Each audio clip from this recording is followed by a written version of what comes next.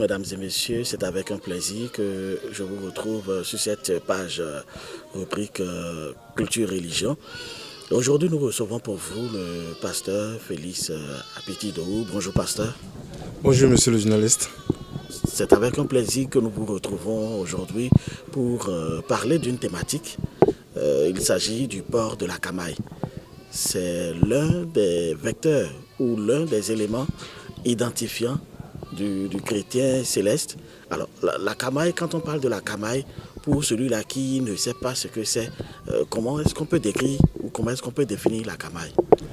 La camaille, c'est d'abord une inspiration divine que Jésus-Christ a révélée à notre Père Samuel Bilo Joseph Oshofa. Alors, la camaille, ça met une différence entre les chantres et les fidèles de l'Église. La camaille représente le suppli des choristes. C'est-à-dire, même si tu peux être supérieur, pasteur, si tu es dans la chorale, tu ne dois pas porter ton suppli, c'est la camaille que tu dois porter. La camaille est une tenue très importante dans notre Église. Alors, au-delà de ce que vous venez de dire, est-ce que de façon simple, comment est-ce qu'on peut identifier cela sur un chantre?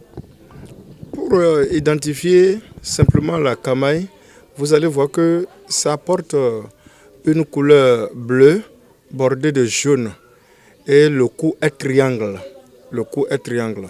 Ok, vous allez voir les maîtres chœurs, eux portent une couleur blanche bordée de bleu. Donc, c'est ainsi que les surveillants de la chorale aussi portent une couleur blanche bordée de jaune. Donc, l'identification, elle est très simple parce que sa manière de coudre, et sa manière de la porter, ça diffère. Et je pense que c'est une tenue d'apparat que même nous, les devanciers de l'Église, nous créons ça. Parce que la camaille doit se porter toujours à genoux. Comme nos supplis, on le porte à genoux, c'est comme ça que la camaille doit se porter à genoux. Pour l'enlever encore, il faut se mettre à genoux pour l'enlever. C'est ça qui représente la gloire du choriste. Alors, j'allais en venir un instant pour parler un peu de sa dimension spirituelle. Est-ce que c'est tout le monde qui est censé porter la camaille ou bien quelle est sa connotation par rapport à la spiritualité? Bon, ce n'est pas tout le monde qui est ordonné de porter la camaille. Alors, c'est ceux-là qui sont des choristes, les chantres. Les chantres, il y a des gens que l'Esprit révèle de les chanter. Il y a des gens, par leur propre don, ça donne à ça.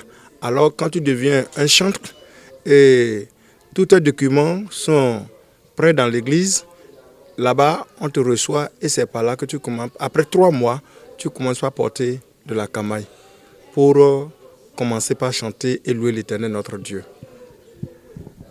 Alors, s'il y a un message à donner à l'endroit de toutes ces personnes-là qui souhaiteraient quand même franchir ce Rubicon et porter désormais la camaille, est-ce qu'il y a quelque chose, en tout cas un mot à leur dire? Oui, ce que j'ai à dire à toutes ces personnes, surtout à ces choristes, c'est qu'on soit sensé par rapport à cette petite tenue que nous portons sur nos soutanes. L'église protestante a son suppli, couleur violet qu'il porte. Et chaque église a sa camaille. Mais la camaille de l'église du christianisme céleste, c'est ça la couleur bleue bordée de jaune. Le cou est triangulaire. Alors tous ceux-là qui vont le porter, qu'ils soient sensés, respectueux et se dire, quand nous portons déjà la camaille, c'est qu'on est devenu spirituel, on communique directement avec les anges. Alors quand on veut l'enlever, il faut avec le respect. Quand on le porte, il faut avec le respect. La camaille n'est pas quelque chose qu'il faut porter quand on veut et enlever quand on veut, porter où on veut, enlever où on veut. Non, c'est destiné uniquement que pour les cultes. Et si c'est les grands cultes de mariage, les cultes des morts, ça, on ordonne et puis il porte ça. Donc la camaille n'est pas quelque chose qu'on va mener même dans la maison du pasteur pour aller chanter si ce n'est pas ordonné. Merci, amis téléspectateurs. Nous sommes au terme de cet entretien culture, religion. C'est un plaisir pour nous de recevoir pour vous le pasteur Félix Ido Apiti. Merci à chacun et à tous. Merci également à nos hommes de l'ombre. Voilà. Merci à Moukalil Moutaro pour la prise d'image et de son. Merci à chacun et à tous et à la prochaine.